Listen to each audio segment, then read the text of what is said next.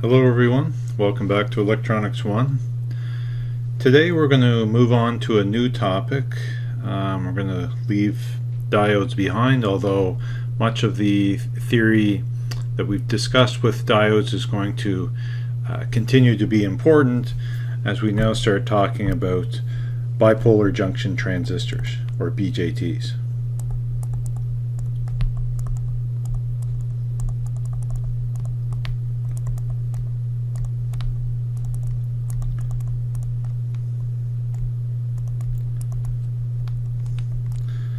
Okay, so thinking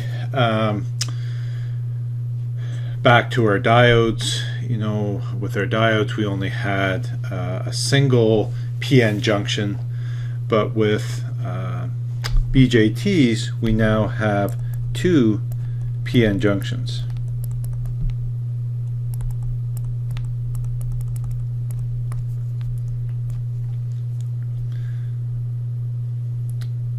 Okay.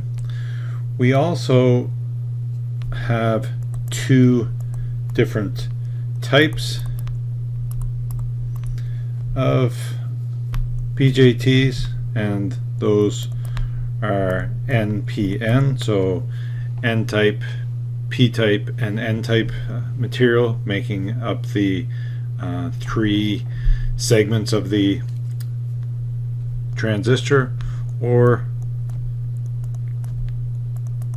PNP, where we have N-type sandwiched between two P-type materials. These types here are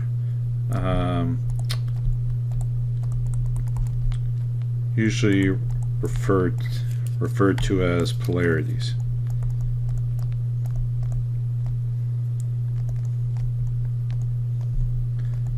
Okay, so you might say we have two polarities of transistors, NPN and PNP. Okay, because we have two PN junctions,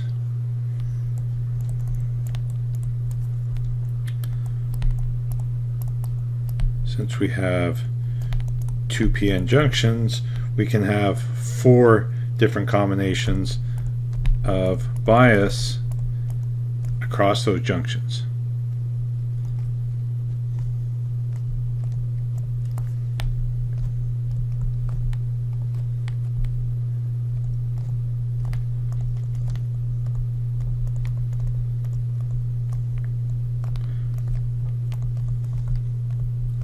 Okay, and we'll look at that in a second.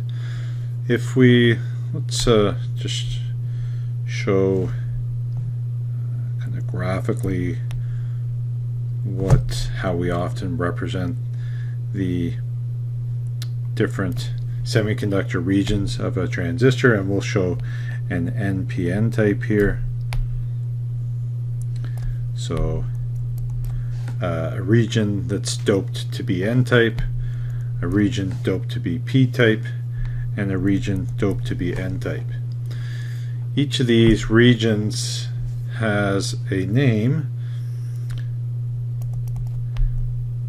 One of the outside regions is going to be referred to as the emitter. The region that's sandwiched in the middle is going to be referred to as the base, and then the other outside region is going to be referred to as the collector.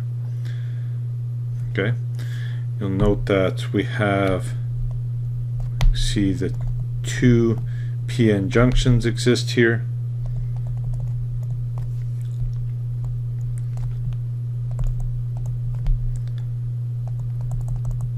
So in a way, it is kind of like we have two diodes back to back. Okay, this junction here that exists between the emitter and the base, we will call the base to emitter junction, and this junction that exists between the base and collector we will call the base to collector, or BC junction.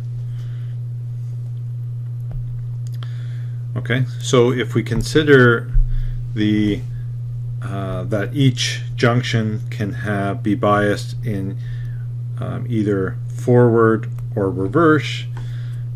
With the combination of the two junctions, we can have 4 different modes of operation for a BJT transistor. Okay, so if we have mode, this is my base to emitter junction bias, this is my base to collector junction, and we'll talk about the application of each of these modes. Okay, so our base to emitter junction could be reverse bias, while our base to collector junction is also reverse bias. We could have our base to emitter junction forward bias, while our base to collector junction is reverse bias. We can have our base to emitter reverse biased, while our base to collector is forward bias. And we can finally have both junctions forward bias. Okay, and what do we mean by reverse bias and forward bias? Well, just like in the case of our diode, a PN junction is forward biased when we have higher potential on the P-type side of the junction relative to the N-type side of the junction. Okay, so again, many of these concepts that we've talked about with diodes still apply. Okay, this first mode where both junctions are in reverse bias, this is referred to as cutoff. Essentially, the transistor is turned off and is not allowing any current to pass. Okay, so this might be for applications, switching applications where, again, we just are switching the transistor off so that no current flows. Okay, I'm just going to jump to the last case where both junctions are forward bias. This is a mode referred to as saturation, and this is also used if we're also for applications where we're simply using the transistor as a switch, and in this case the switch would be on. Okay, and this is quite a common means of using a transistor, particularly in more recent time. We often use transistors purely as switches, and we will switch them on and off very quickly depending on the application, and they can be very efficient when operated in that way. But the mode that we are most interested in this class and requires the most investigation is this forward active mode, where the base to emitter junction is forward biased and our base to collector junction is reverse biased. And in this mode, the transistor is acting like an amplifier. Okay, and that's so this is going to be the focus for this course.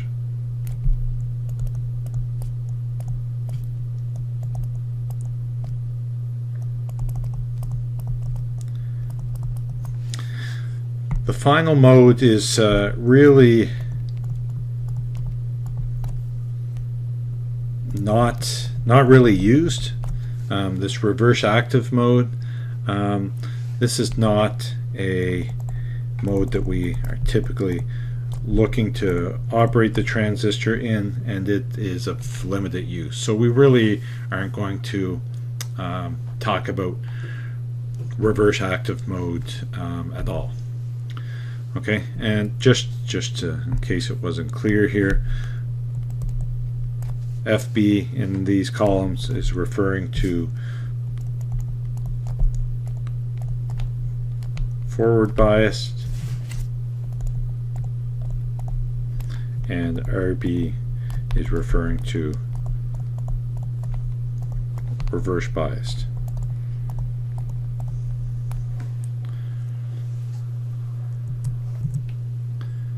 If we dig into the physical construction of the transistor a little bit further here and take one of these images that's shown in our overheads that are on D2L, we see that again, like my diagram above, we have for an NPN type transistor. So again, this is specifically here an NPN transistor. We have an N-type material, two regions of N-type material sandwiched around a P-type region. Okay, so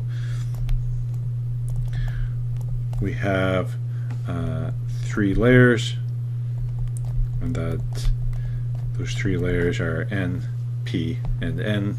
In this case, they could also be or they could be P and P. But if we if you look at that figure, you'll note that the number of majority carriers are seemingly different in each of the regions, and that figure wasn't created that way by accident. In fact, our emitter region is most heavily doped,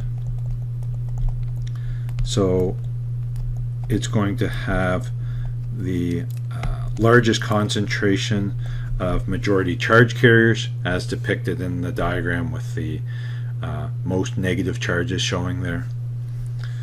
The base region is the most lightly doped,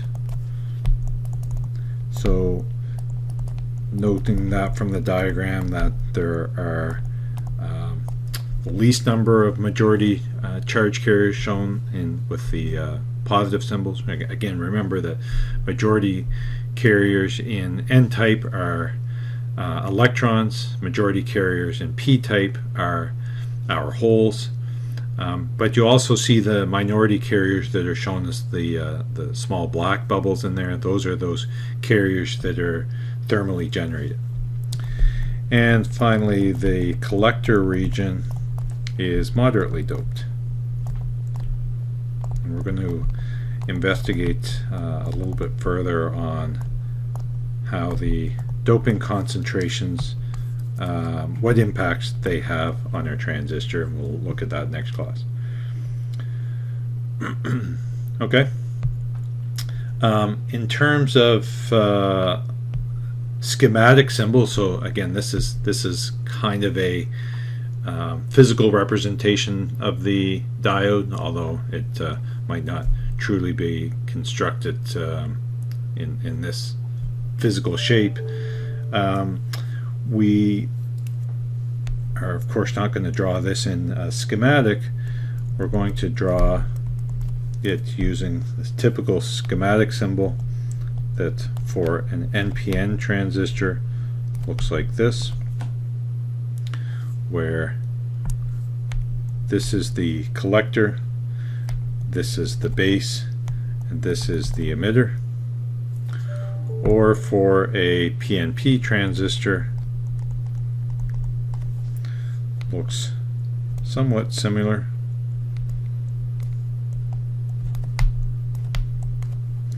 But now we have the arrow on the emitter pointing in. This is still the base, and here's our collector. A note on the topic of the arrow here is that the arrow on the emitter, it's always on the emitter, first of all, and it's the indicates current flow direction.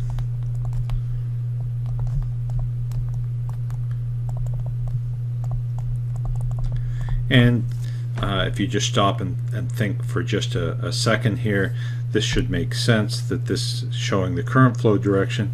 If this region here, the collector region, is N-type, the base region is P-type, and this emitter region is N-type, we expect the current is going to flow from P to N, right? And same here, this is P, N, P, and from the emitter's perspective, we would expect current to flow from P to N, just like in our diode. Just a note, you'll see in the overhead that the transistors, BJT transistors, may also be shown with the circle around the collector base and emitter regions. This isn't representing anything different, it's just another way of drawing the schematic symbol. So you may see it drawn either way. So we'll end this lecture here. Just wanted to briefly introduce BJTs. The next lecture we're going to talk about the depletion region, and specifically the width of the depletion region, and talk about how the doping concentrations will impact those relative widths.